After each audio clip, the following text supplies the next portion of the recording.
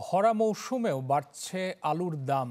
KG ঠেকেছে ৫৫ টাকা পর্যন্ত। দুর্মূল্যের বাজারে হাঁসফাঁস দশা সাধারণ মানুষের, সাথে নতুন করে বোতলজাত সয়াবিন তেলের দর বৃদ্ধি মরার উপর খাড়ার ঘা হয়ে দেখা দিয়েছে, এমনটাই বলছেন সাধারণ ক্রেতারা। দাম বাড়ানোর সমালোচনা করেছে ক্যাবো। ১, ২, ৩ ঢাকায় জমি জিতে নিন ১০০% ক্যাশব্যাক সহ ২০ কোটি টাকার পুরস্কার। বাসায় যদি কিছু না থাকে, একটু ভাত সাথে একটা আলু ভর্তা, কিন্তু সেই আলুটা যদি ৫০ টাকা কেজি হয়, তাহলে নিম্নবিত্ত মানুষ কি খাবে? আলু কিনতে এসে এভাবেই ক্ষোভ ঝাড়লেন এই ক্রেতা। পর্যাপ্ত সরবরাহের পরেও লাফিয়ে লাফিয়ে বাড়ছে দাম। কখনো কখনো গুনতে হচ্ছে কেজিতে ৫৫ টাকা পর্যন্ত। খেতে হবে তো ভাই, কারণ হয়তো ১ কেজির কাছে হাফ কেজি কিনতে হবে, মানে অ্যাভয়েড করার কোনো উপায় নাই, কারণ আলু সব তরকারিতেই লাগে। বিভিন্ন সিন্ডিকেটের কারণে আমরা বেশি দিয়ে খেতে হচ্ছে।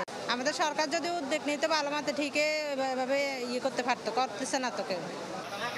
বৃহস্পতিবারই ব্যবসায়ীদের আবদারে লিটারে ৪ টাকা বাড়ানো হয় বোতলজাত সয়াবিন তেলের দর।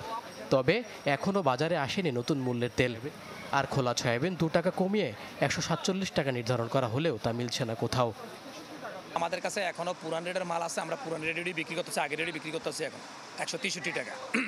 আবার যে গেলে নতুনটা আসবে ওই সময় ১৬৭ আমরা ১৬৫ বিক্রি করতে হবে। যারা পুঁজিবাদ, যারা রাখি মাল, তারা ব্যবসায়ী কোটি কোটি টাকা আয় করবে, কিন্তু পাবলিক তো শেষ হয়ে যাবে, অল্প সাধারণ মানুষের খুব কষ্ট হবে। আমরা চাই যে সব কিছু দ্রব্য মূল্যর দাম কমুক, যাতে আমরা পাইচা থাকতে পারি কিছু কম বেশি খায়া। এদিকে ভোজ্য তেলের দাম বাড়ানোর তীব্র বিরোধিতা করে ভোক্তা অধিকার নিয়ে কাজ করা সংগঠন ক্যাব জানায়, ব্যবসায়ীদের সুবিধা দিতেই সরকারের এই সিদ্ধান্ত। ভাবা হয়নি সাধারণ মানুষের কথা। তাদের কারোর কোনো লস হচ্ছে না।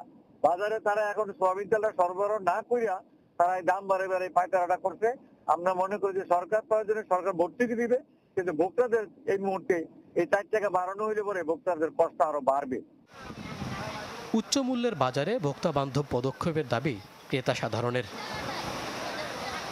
মইনুল হাসান, চ্যানেল 24, ঢাকা।